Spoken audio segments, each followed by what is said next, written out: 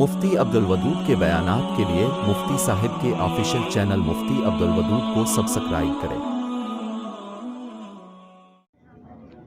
نحمده ونصلي على رسوله الكريم اما بعد فاعوذ بالله من الشيطان الرجيم بسم الله الرحمن الرحيم ان هذا القرآن يهدي للتي هي اقوم ويبشر المؤمنين الذين يعملون الصالحات ان لهم اجرا كبيرا وان الذين لا يؤمنون بالآخرة اعتدنا لهم عذابا أليما وقال تعالى يا أيها الناس قد جاءتكم موعظة من ربكم وشفاء لما في الصدور وهدى ورحمة للمؤمنين قل بفضل الله وبرحمته فبذلك فليفرحوا هو خير مما يجمعون وقال رسول الله صلى الله عليه وسلم أشراف أمتي حملة القرآن وقال رسول الله صلى الله عليه وسلم القرآن شافع مشفع وماحل مصدق من جعل امامه قاده في الجنة ومن جعل خلف ظهره ساقته في النار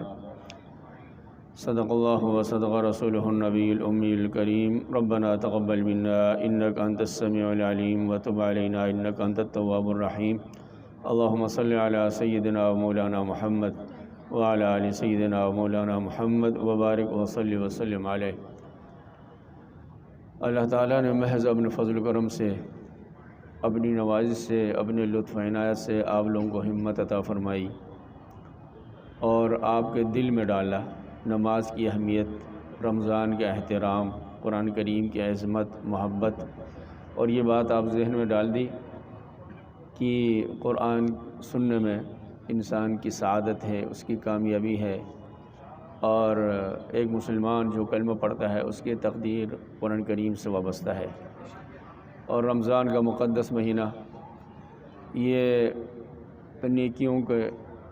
نیکیوں کو لوٹنے کا مہینہ ہے، اور نیکیوں کا سیل لگا ہوا ہے اللہ تعالی کی طرف سے، بے تحاشا، بے حد و حساب، جس کا کوئی کیلکولیشن بھی نہیں کر سکتا، انسانی خیال سے ماورا، جہاں گنتی بھی جواب دے جائیں، عقل بھی جواب دے جائیں، ایسی بے تحاشا نیکیاں، بے تحاشا رحمتیں، بے تحاشا مغفرتیں کہ اللہ تعالیٰ کی ارزاں ہیں، انسانیت کو نصیب ہیں اس فضا میں، ہوا میں، اور ہر سو اللہ تعالیٰ کی رحمتوں کے مظاہر موجود ہیں۔ تو یہ محض اللہ کا فضل و کرم ہے، اور جب بھی انسان کو کوئی نعمت ملتی ہے، کوئی سعادت ملتی ہے، کوئی مقام ملتا ہے، کوئی اعزاز ملتا ہے، اس کے دو پہلو ہوتے ہیں۔ یہ تو جو کچھ نصیب ہوا اس کا پر اللہ کا شکر، ہر نعمت شکر کو چاہتی ہے، ہر نعمت کو دوام شکر سے ہی حاصل ہوتا ہے۔ جو اللہ نے توفیق عطا فرمائی تو اللہ کا انسان شکر ادا کرے، دل و جان سے، دل کی گہرائیوں سے، اپنے پاس جتنے الفاظ ہیں اور جتنی عاجزی دکھا سکتا ہے، جتنا اپنے خدا کو منانے کی کوشش کر سکتا ہے، جتنی اس میں سکت ہے کہ اللہ کی رحمت اس پر ارزان ہو جائے اور اس پر اور بے تحاشا برسے، تو ایک تو شکر واجب ہے اور دوسرا فکر بھی واجب ہے کہ انسان جو کوئی کام بھی کرے وہ اپنی انتہا کو نہیں پہنچتا، اس کا حق ادا نہیں ہوتا۔ کوئی بھی کام ہو اس سے بہتر طریقہ، بہتر صورت، اس کو اس سے بہتر انداز میں کرنے کی گنجائش ہوتی ہے۔ تو یہ شکر کا بھی دن ہے آپ سب کے لیے اور فکر کا بھی دن ہے۔ اللہ تعالی ہم سب کو یہ دونوں چیزیں نصیب فرمائے۔ شکر و فکر مل سے بن کر رنگ بنتا ہے، قوس قزح بنتا ہے، اور ایک چیز کی اصلی حقیقت اور اس کے برکات، ثمرات، اثرات اور نصیب ہوتے ہیں۔ اللہ تعالی ہم سب کو یہ ایک صرف ختم میں نہیں ہے، ہر عمل کے بعد۔ اس وجہ سے نماز کے بعد، نماز سلام پھیرتی کیا پڑھتے ہیں؟ 3 مرتبہ مسنون ہے، استغفر اللہ استغفر اللہ استغفر اللہ۔ یعنی نماز پڑھ کے استغفار کیا ضرورت ہے؟ نماز پڑھنے کے بعد تو الحمدللہ کہنا چاہیے۔ وہ اس وجہ سے اللہ نے تو ہمیں اپنے در پہ بلایا، توفیق عطا فرمائی، لیکن ہم نالائق ہیں، جیسے سجدہ کرنا چاہیے ایسا سجدہ نہیں کر سکے۔ ایمان کی وہ حلاوت، نماز کی وہ حرارت، وہ لذت، جب انسان تکبیر باندھے دنیا و مافیہ سے بے نیاز ہو جائے، وہ ہے اور اس کا رب ہے۔ اس طرح اللہ کی عبادت کرے گویا کہ میں اپنے رب کو دیکھ رہا ہوں۔ اس درجے کی عبادت بندے سے مطلوب ہے، اور وہ تو جو میں آپ کو بتا رہا ہوں یہ طریقے خود مجھے نصیب نہیں ہے تو میرے مقتدی کو کہاں سے نصیب ہوگا۔ لیکن ہم سب اسی راستے کے مسافر ہیں، ہماری منزل وہی ہے، ہم اسی کیفیت کے، اسی مقام کے، اسی سعادت کے ہم خواہشمند ہیں، اللہ سے آرزومند ہے۔ تو ہم اگر طلبگار رہیں گے، اللہ کے دربار کے بھکاری رہیں گے، اور اللہ تعالیٰ سے بہتر کی طلب کرتے رہیں گے، اور ہم تھکیں گے نہیں، ہاریں گے نہیں، مایوس نہیں ہوں گے اور رکیں گے نہیں، تو اللہ کی رحمت لازماً ہماری دستگیری کرے گی۔ حدیث میں آیا ہے کہ جنت کا دروازہ کٹکھٹاتے رہو، مستقل کٹکھٹاتے رہو، دروازہ بند ہے، اسے مایوس نہیں ہونا، ایک نہ ایک دن تمہارے لیے جنت کا دروازہ کھل جائے گا۔ ہاں، پنکچولیٹی چاہیے۔ اگر مستقل دروازہ، اسی طرح فرمایا، حدیث فرمایا، ایک آپ صلی اللہ علیہ وسلم پوچھا گیا کہ ایک آدمی نماز پڑھتا ہے، چوری بھی کرتا ہے، تو حالانکہ نماز کی من فرمایا کہ یہ برائی سے روکتی ہے، لیکن ایک انسان نماز بھی پڑھتا ہے، چوری بھی کرتا ہے، تو نماز بھی پڑھتا ہے، شراب بھی پیتا ہے، تو آپ صلی اللہ علیہ وسلم فرمایا یہ مستقل نماز پڑھے گا نا، ستنہاہ عنہ، تو اس کی نماز ایک نہ ایک دن اس کو ان برائیوں سے روک دے گی، اینڈ اچھا ہوگا۔ انجام کیا ہوگا؟ بات سمجھ میں آ رہی ہے؟ اردو بول رہا ہوں نا، یا کوئی اور زبان بول رہا ہوں؟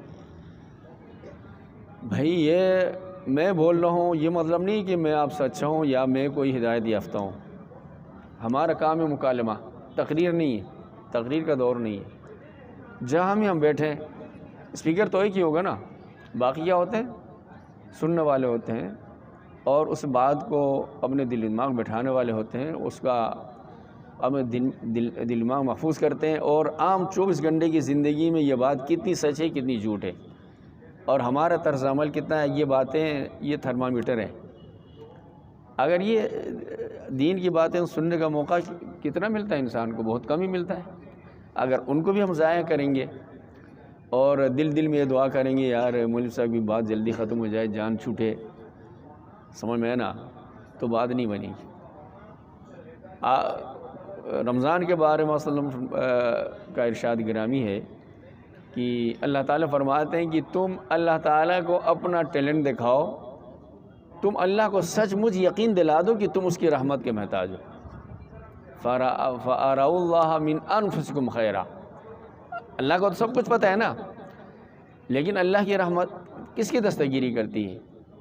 جو اس رحمت کو چاہتا ہے، جو اس کی ضرورت کو محسوس کرتا ہے، اور اس در کا سدا بہار بھکاری بنتا ہے، تو اس در کا سوالی جو ہوتا ہے وہ کتبی خالی ہاتھ واپس نہیں آتا۔ ہم تو آپ اشرف المخلوقات ہیں، ہمارے پاس کچھ بھی نہیں ہے، لیکن ہم اپنی رحمت سے سب کچھ، اپنے رب سے سب کچھ حاصل کر لیں گے۔ رب تو ہمارا ہے نا، کسی اور کا تو نہیں ہے۔ ہمارا گناہ اللہ کے کیا بگاڑیں گے؟ کچھ نہیں بگاڑیں گے۔ یقین جانیو، آپ لوگ پورے دل و دماغ کی حاضری کے ساتھ خدا کے دربار میں جایا کرو۔ خدا کا رب ہے، وہ ہم سب کا رب ہے، اس کی رحمت چھانٹی نہیں کرتی۔ جو بھی اس کے دروازے پہ جائے نا، اس کا ڈیٹا اس کی رحمت دیکھتی نہیں، یہ کون ہے، یہ اتنے گناہگار ہے، کچھ نہیں۔ وہ اللہ کی رحمت یہ اتنی ارزاں ہے، اتنی عام ہے، جو بھی وہ اس کے دروازے پہ جاتا ہے، اللہ تعالیٰ فرماتے ہیں بھائی میرا بندہ بڑا چکر کاٹ کے آیا ہے، بڑی مشکل سے آیا ہے، اس کو جان ہی نہیں دو، اس کو نواز ہی دو۔ تو پہلے کہ ہم کیا کرتے ہیں، ہم جب بھی پڑھتے ہیں نا کہیں بھی واقعات اللہ تعالیٰ کی مدد کے، نصرت کے، بزرگوں کے واقعات پڑھتے ہیں نا، سب پڑھتے نہیں پڑھتے؟ کون کون پڑھتا ہے؟ کوئی پڑھتا ہے؟ پڑھتا ہی نہیں پڑھتا کوئی بھی نہیں پڑھتا؟ آپ پڑھتے ہیں؟ آپ پڑھتے ہیں؟ نہیں پڑھتے ہیں؟ جو مل جائے اس میں، فیس بک میں جو آ جائے بیچ میں راستے میں، ایسے ہی نا۔ سنتے تو ہے نا، کم سے کم جب آپ نیٹ استعمال کرتے ہیں اس میں تقریریں آتی ہیں، سنتے تو ہیں، آپ یقین جانیے ہو اس کی میں ذمہ داری لیتا ہوں، اور مجھے جھوٹ بولنے کا شوق تو نہیں، نہ مبالغہ کا شوق ہے۔ وہ جن کے ساتھ اب اللہ کی مدد کے واقعات پڑھتے ہیں، اللہ کے نزدیک آپ میں ان میں کوئی فرق نہیں۔ ایسے نہیں کہ ہمارا خدا چھوٹا ہے ان کا خدا بڑا تھا، ہمارا خدا کا موڈ خراب ہے ان کے رب کا موڈ اچھا تھا، ان کا خدا جو ہے نا پوزیٹیو مائنڈ رکھتا تھا، ہمارا خدا نگیٹیو مائنڈ رکھتا ہے، ایسا تو نہیں ہے نا؟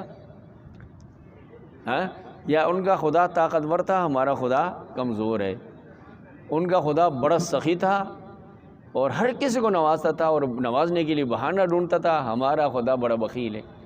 اللہ تو وہی ہے نا، کائنات کا نظام بھی وہی ہے، سسٹم بھی وہی ہے، ہوا فضا بھی وہی، زمین بھی وہی، آسمان بھی وہی۔ اگر فرق آیا تو کس میں فرق آیا بتائیں؟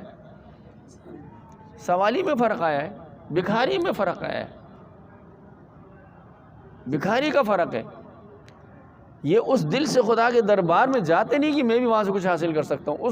جب آپ کو پہلے سے یقین نہیں ہے، آپ پہلے سے مایوسی کے شکار ہیں، تو کبھی دل سے کوئی کام نہیں کریں گے۔ آپ کا وجود آپ کا ساتھ نہیں دے گا، آپ کا روح آپ کا ساتھ نہیں دے گا، آپ کی ہڈیاں آپ کا ساتھ نہیں دیں گی، آپ کا گوشت پوش آپ کا ساتھ نہیں دے گا۔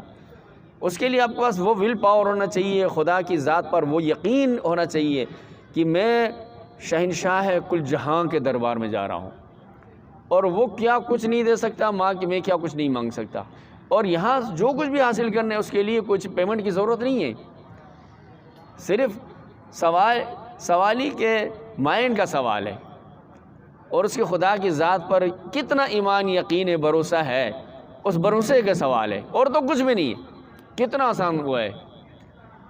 تو اس وجہ سے کبھی بھی اللہ کی رحمت سے مایوس نہیں ہونا چاہیے، کبھی یہ نہیں سوچنا چاہیے ہاں بھائی وہ تو بزرگ تھے، یہ منہ اور مسور کی دال، یہ کبھی دماغ میں نہیں آنا چاہیے۔ جس دن اس بات کو دماغ سے نکال دیا نا، اس دن خدا کی قسم خود بخود آپ کا قدم اٹھے گا خدا کی رحمت، خدا کی محبت حاصل کرنے کے لیے۔ آپ جتن بھی کریں گے، آپ کے اندر سوچ بھی پیدا ہوگی، اور آپ اس کے لیے کوشش بھی کریں گے، اور انشاءاللہ ایک دن خدا کی محبت کی حلاوت، لذت آپ کو محسوس ہوگی، لازماً ہوگی۔ پہلے اس مایوسی سے نکلنا پڑے گا، اس مائنڈ اسٹرکچر کو چینج کرنا پڑے گا کہ بھائی وہ تو بزرگوں کی دعائیں قبول ہوتی ہیں، وہ فلاں کی دعا قبول ہوتی ہے، اس کی دعا قبول ہوتی ہے۔ جب وہ خدا اس ایک کتے کی اتنی لاج رکھتے ہیں کہ اس کو پانی پلانے سے پانی پلانے والے کی مغفرت ہو جاتی ہے، سمجھ میں نا؟ ایک اپنی حقیر مخلوق، ایک بلی کی اتنے خیال رکھتے ہیں کہ اس کو مارنے سے اس کو مارنے والا جہنم میں چلا جاتا ہے، تو ہم اور تو آپ اشرف المخلوقات ہیں۔ اللہ نے اپنی مرضی سے ہمیں اس آخری امت میں پیدا فرمایا، سرکار دو عالم صلی اللہ علیہ وسلم کے ہم سب نام لوا ہیں اور اس کی شفاعت کے امیدوار ہیں، اس سے نسبت پر ہم فخر کرتے ہیں۔ گناہگار تو ہم سب ہی ہیں، یہ نہیں کہ میں گناہگار نہیں ہوں، ہو سکتا ہے اب میں سے اکثریت مجھ سے زیادہ آگے ہو نیکی میں، لیکن یہ مائنڈ اس کا فرق ہے، میرا میں اتنا ضرور یہ فرق ضرور ہے۔ میں نہیں سمجھتا کہ میرا کوئی گناہ خدا کی رحمت کے راستے میں رکاوٹ ہے، میں نہیں سمجھتا، اور اس وجہ سے میں تمہارے سامنے زندہ آدمی بھی ہوں، میری دعائیں تو قبول ہوتی، میرے سامنے کھڑے قبول ہوتی، جب سے میں نے ذہن چینج کیا ہے۔ اور ایمان بھی ایسے بنتا ہے، ایسے نہیں بنتا۔ جب آپ ایک چیز اللہ سے مانگیں گے اہتمام سے، مستقل طور پر، اگر ہر آدمی جب جیسے ہاتھ اٹھائے اور ملنا شروع ہو جائے تو امتحان تو نہیں رہا نا، وہ تو کون کافر بچے گا؟ دنیا تو دارالامتحان ہے، انسان کے صبر کا امتحان ہوتا ہے، خدا پہ بھروسے کا امتحان ہوتا ہے، اس کی پنکچولیٹی کا امتحان ہوتا ہے، اور اس کے اپنے مقصد کے ساتھ وابستگی کا امتحان ہوتا ہے، ہر چیز کا امتحان ہے، ورنہ کوئی بھی کافر نہیں بچے گا۔ اگر کھڑے یہاں جو بھی نماز نہیں پڑھے اس کو سزا ملے، کوئی کافر بچے گا؟ کوئی نہیں بچے گا۔ اس وجہ سے میرے مسلمان بھائیو، یہ پرائم ٹائم ہے، رمضان جو ہے نا پرائم ٹائم ہے، گولڈن چانس ہے۔ یہ 30 دن ہے نا، یہ کہ روحانی ٹیوننگ کی 30 روزہ ورکشاپ ہے۔ سمجھ رہے میری بات یا نہیں سمجھ رہے؟ اور پھر میرے خیال میں قرآن اس میں چلے گئے، وہ ہے شہر خاموشان، یعنی یہ 30 دن یہ روح کی ٹیوننگ ہوتی ہے نان اسٹاپ کنٹینیولی. اگر کوئی آدمی یہ کر لے گا تو روح اس قابل ہوتی ہے کہ 11 مہینے انسان کا ایمان فریش ہوتا ہے، تر و تازہ ہوتا ہے، گرد و غبار چھٹتا ہے اور اس میں اسٹیمنا پیدا ہوتا ہے، بدی کے جذبات کا مقابلہ کرنے کی اس میں طاقت پیدا ہوتی ہے، انرجی پیدا ہوتی ہے، قوت پیدا ہوتی ہے، اور وہ انسان کے لیے ایک وہ مہار ہے، انسان کے لیے وہ انسان کو کنٹرول کرتا ہے اس کا ایمان. تو اس کے لیے ایک یہ 30 دن کا روحانی ٹیوننگ کا ورکشاپ ہے، یہ 30 روزہ. ان 30 دنوں کو اگر ہم عافیت کے ساتھ گزاریں گے، پہلی بات ہے، پہلا قدم یہ ہے کہ گناہوں سے ہم بچیں، گناہ سے بچیں. اگر آپ نیٹ استعمال کرتے ہیں، وہ کسی خاتون کی تصویر آتی ہے تو آپ گناہ گار ہو گئے، بچے تو نہیں. آپ اندازہ لگائیں کتنی خواتین کی تصویریں آتی ہیں، کتنی تصویریں دیکھتے ہیں. تو پہلا قدم یہ ہے کہ انسان گناہوں سے بچے، گناہوں سے بچے. سمجھ میں نا، نیکی کمانے سے پہلے گناہوں سے بچے، ورنہ آپ یہاں کما رہے ہیں یہاں لٹا رہے ہیں، یہاں کما رہے ہیں یہاں لٹا رہے ہیں. ہو سکتا ہے کما کم رہو اور لٹا زیادہ رہو. تو کوشش کریں. اس میں فرمایا کہ یہ 30 دن جس کا خیریت کے ساتھ گزرے گا، گناہوں سے محفوظ اپنا آپ کو کر کے سیو کر کے گزارے گا، اس کا پورا سال اچھا گزرے گا، پورا سال. اس میں کہتے ہیں نا یہ 6 روزے شوال کے بھی شامل کرتے ہیں، 12 × 36، تو انسان پورا سال کا روزہ دار شمار ہوتا ہے. اس میں اتنی طاقت آتی ہے، اتنی قوت آتی ہے، اور روحان اس کے روح اتنی مضبوط ہوتی ہے، اتنی توانا تندرست ہوتی ہے کہ وہ سال بھر میں بدیوں کا مقابلہ کرنے کی اس میں طاقت پیدا ہوتی ہے. اس وجہ سے میرے مسلمان بھائی، اور دیکھو ہم سب، ہمارا وجود کیا ہے؟ یہ مٹی کا مکان ہے، یہ تو مٹی کا مکان ہے، اس کی کوئی حیثیت نہیں ہے. تو سال بھر میں سے 11 مہینے تو ہم تو اس مٹی کے مکان کی لپا پوتی کرتے ہیں، اس کو ہم اس کی مضبوطی کا خیال کرتے ہیں، اس کے پلستر کا خیال کرتے ہیں، اس کی غذا کا خیال کرتے ہیں، اس کی تمام چیزوں کا خیال کرتے ہیں. اور یہ 1 مہینہ جو ہے نا، یہ روح کے لیے اللہ نے بنایا ہے.